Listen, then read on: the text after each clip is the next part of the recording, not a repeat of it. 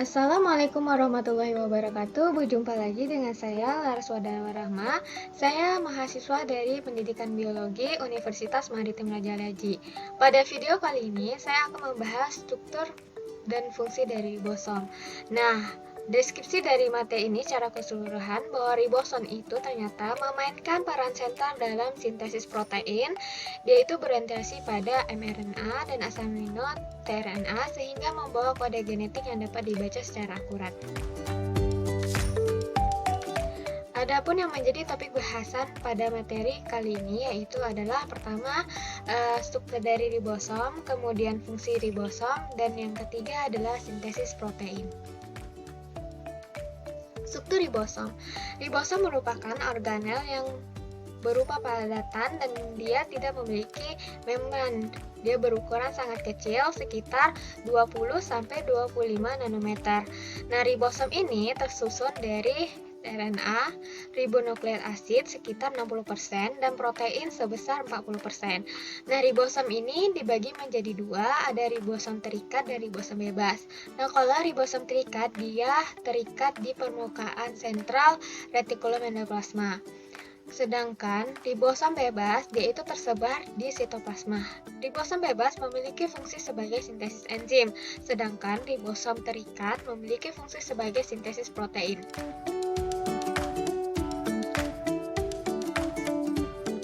Struktur ribosom. Ribosom itu dia terdiri dari dua subunit besar dan subunit kecil, di mana keduanya itu dihubungkan dengan suatu ikatan yang distabilkan oleh ion magnesium. Di struktur ribosom ini ada tiga bagian, yaitu situs E, situs P, dan situs A. Bagian situs P itu merupakan tempat pengikatan tRNA membawa rantai polipeptida yang sedang tumbuh, sedangkan situs A merupakan tempat pengikatan tRNA yang membawa asam amino yang akan ditambahkan pada rantai polipeptida. Sedangkan situs E merupakan tempat keluarnya tRNA yang sudah terdealisasi. Kemudian ada fungsi ribosom. Fungsi ribosom utama adalah sebagai sintesis protein. Ribosom ini akan mensintesis protein dengan tepat karena urutan penyusun asam aminonya selama sintesis protein ditentukan oleh mRNA. mRNA ini disintetis di nukleus kemudian akan dikeluarkan ke sitoplasma dan dilanjutkan ke proses selanjutnya. Kemudian di sitoplasma mRNA ini akan ditempeli oleh ribosom, yaitu subunit besar dan subunit kecil yang kemudian dibantu oleh tRNA akan menjalani proses sintesis protein sesuai dengan kode genetik. Nah, jadi bisa secara keseluruhan kita lihat bahwa ribosom ini memiliki peran penting dalam kehidupan. Apabila suatu sel tidak memiliki ribosom, bisa dibayangkan sel tersebut tidak akan berfungsi.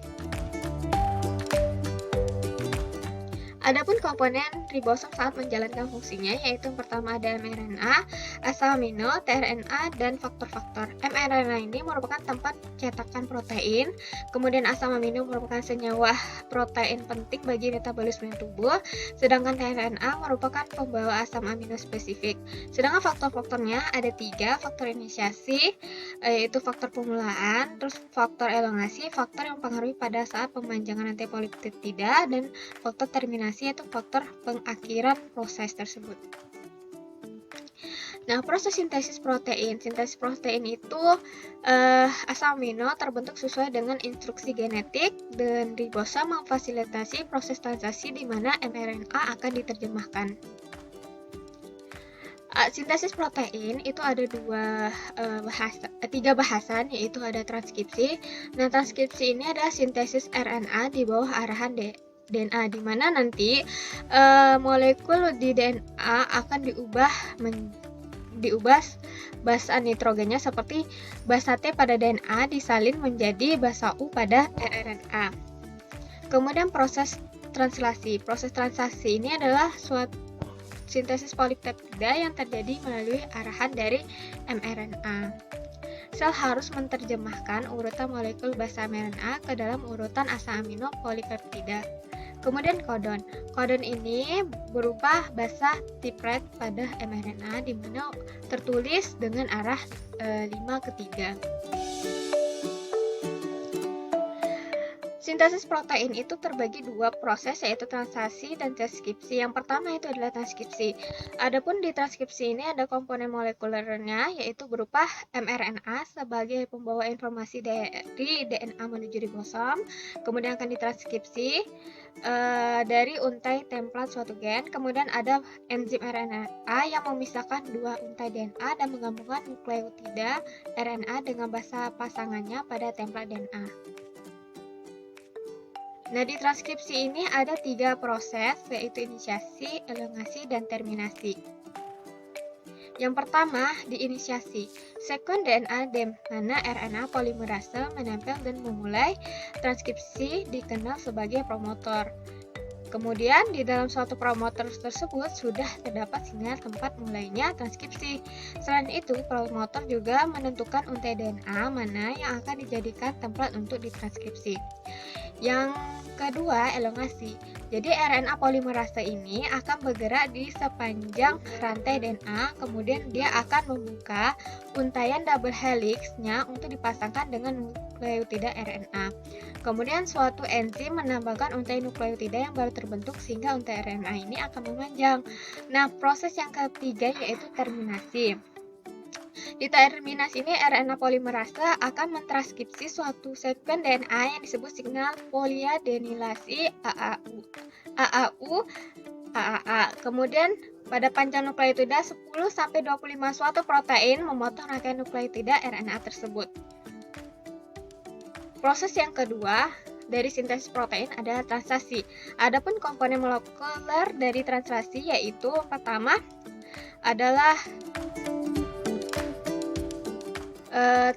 tRNA. Nah, tRNA ini fungsinya mentransfer asam amino dari sitoplasma menuju ribosom. Kemudian ada ribosom, di mana ribosom ini akan merangkai asam amino yang dibawa tRNA menjadi rangkaian polipeptida. tRNA ini sebagai interpreternya.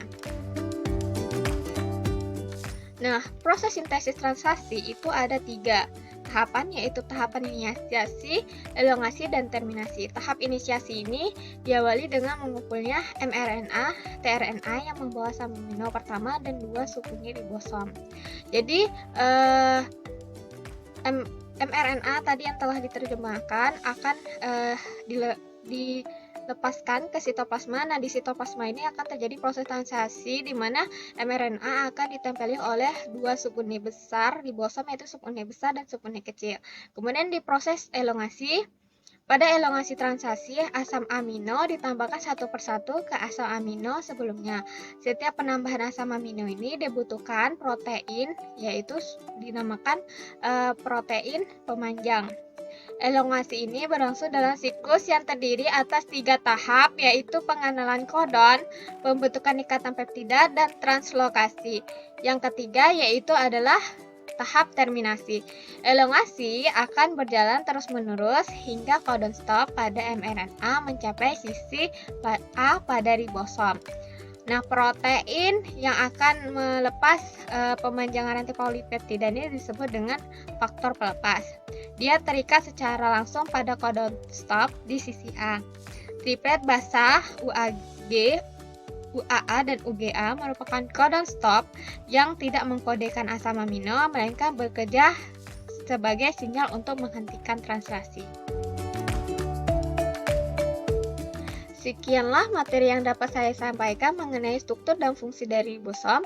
Saya ucapkan wabillahi taufiq wal hidayah. Wassalamualaikum warahmatullahi wabarakatuh.